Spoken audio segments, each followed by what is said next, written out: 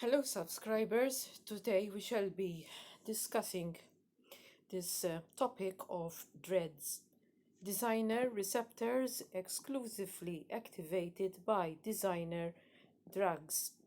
This was a topic that I was looking into months ago, and I was thinking of preparing a video to inform you, but then I decided it was too technical until something else happened a couple of days ago, and I made a connection and realized that you must know about dreads. This is your brain on dreads, and this is taken from Genetic Engineering and Biotechnology News, dated 2018. Chemogenetics provides a non-invasive tool for precise control of neural circuits. So you must have heard of optogenetics, magnetogenetics, and now chemogenetics. That provides a non-invasive tool for precise control of neural circuits. That means people need not be operated, but they can be controlled, precise control of neural circuits and thoughts can be achieved remotely, non-invasively. The phrase mind control drugs probably conjures up some terrifying images, but in the case of chemogenetics, it could be cause for rejoicing, so they say. To study the brain in any useful level of detail requires precise targeting of neural circuits. No easy task in an organ that's basically a ticket of long interconnected cells that send and receive a profusion of electrical and chemical signals. The idea behind the chemogenetics is simple: create a receptor that reacts only to a pharmacologically inert ligand. So, in our case, the receptor would be the lock, all right? The lock, like the lock in your door, and the ligand would be the key that has a snug fit into the receptor. So the key, as you know, when you're attempting to open a door, it has to be the right key to fit into the right lock. Otherwise, if the key doesn't fit in the lock, you will not be able to open the door. And so it is inside the body and inside the brain that receptors and ligands must correspond exactly. Then stick that receptor into the particular neurons you want to influence. So you have a lock and key, and instead of opening a door, you control or manipulate neurons and neuronal circuits. Once the cells start expressing the receptor, so the receptor would be expressed on the surface of the cell or on the neuron, inject the ligand to activate the neurons or inhibit them, depending on your receptor, with no unintended effects in other cells.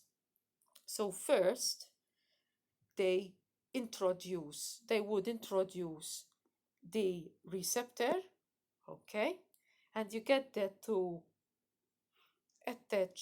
stick that receptor to the particular neurons you want to influence in the brain. For instance, you want to influence a certain neurons in a neuron circuit in a certain part of the brain. And I cannot say much because I do not want to take this video to be taken down, but this article is going to be immediately followed by something else and you will understand. So first, we are talking about the receptors, all right? And we can say, let's say you can have guinea pigs receiving experimental therapy, okay, via a needle and syringe, and whatever is injected will cause their neurons to express a receptor. Okay? You understand? So far, then the guinea pigs have had something to express receptors on neurons inside their brains. Receptors that exemplify the chemogenetic principle are called DREADs, designer receptors exclusively activated by designer drugs. DREAD sidestep the major issue of off-target effects because they aren't found anywhere in the body except where the researcher puts them, so they will be very precise. Only one key to fit one lock. The designer drug that activates them is usually clozapine, N oxide, or CNO, or rather the CNO metabolite clozapine. And clozapine is a drug which is used as a psychotropic agent in psychiatry. CNO has minimal side effects at the dosages used for chemogenetics. So DREAD's pioneers include Roth, professor in the Division of Chemical Biology and Medicinal Chemistry, and in the Department of Pharmacology at the University of North Carolina, Chapel Hill. Dr. Roth's first DREAD-related paper languished for 2 years before it was finally published in 2005. At the time, DREAD technology was a curiosity, but it's everywhere now. You get that? It's everywhere. Just because you may not have heard of it, it doesn't mean that it's nowhere. Indeed, it's everywhere. Nobody understood what this would possibly be useful for. He laughs. It's nice to see that it has turned out to be a useful technology. These days, Dr. Roth and his team are working to develop new DREADs. With an eye to multiplexing, we'd like to be able, if they're going to be used in humans, to have activating and inhibiting DREADs in the same neuron, Dr. Roth says. This could be a way to exert fine control over treatment of symptoms that vary throughout the day or to manipulate multiple neuronal circuits continue simultaneously. And another word for manipulate would be control, to control. Chemogenetics isn't the only way to target the brain cells for activation. Optogenetics allows researchers to activate or suppress neuron activity with pulses of light. And yes, indeed, we have discussed that previously. Now, I don't want to lose you, so I will go into our next article, which is related. And as I explained to you, so in this article here, we've spoken about the lock and key. Here we talked about the lock of the door, and the lock in this article would correspond to the receptors that are made to stick to certain neurons in the brain of those guinea pigs who have received the experimental payload.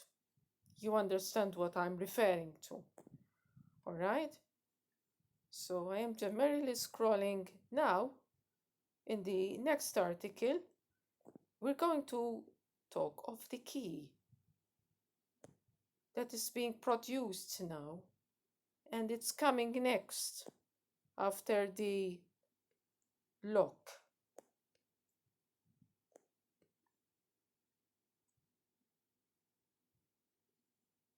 This is a very fascinating article. I suggest that you read it.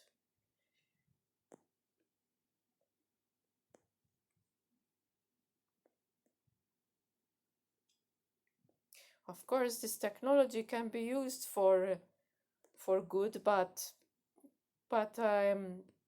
that's not what they have on their mind actually right now.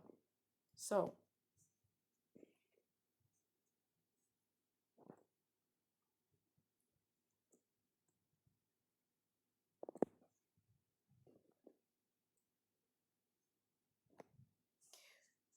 Pfizer begins dosing in phase 2-3 trial of antiviral drug for COVID-19.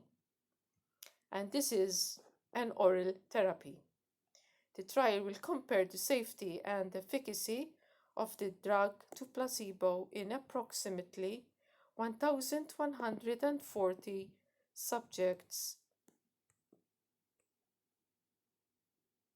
And Pfizer has dosed the first subject in phase 2 to 3 clinical trial of its experimental oral antiviral drug for COVID-19 in non-hospitalized patients who have symptoms but are at low risk of progression to severe disease.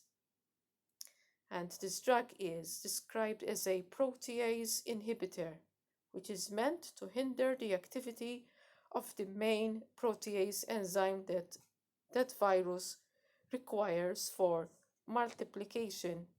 When given in combination with a low dose of that antiviral there, the antiviral's metabolism or breakdown is expected to slow down, allowing it to stay longer in the body at higher concentrations. This long-term action inside the body could facilitate a continuous fight against the virus, the company said.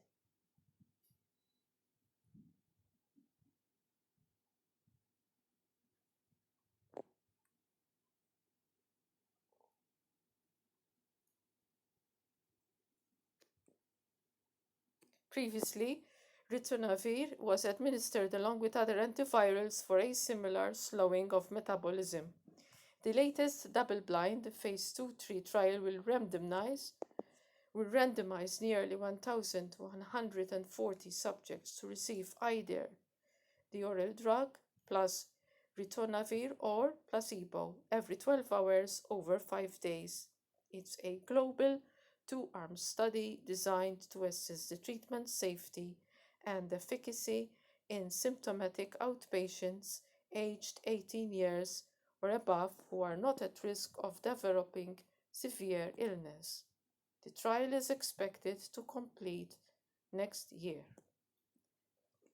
So when I saw this, for some reason, I connected this with the article that we have just read previously.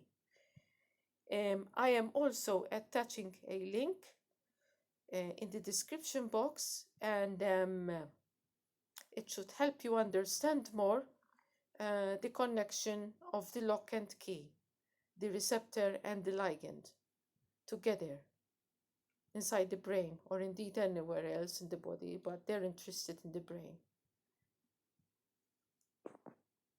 God bless you all.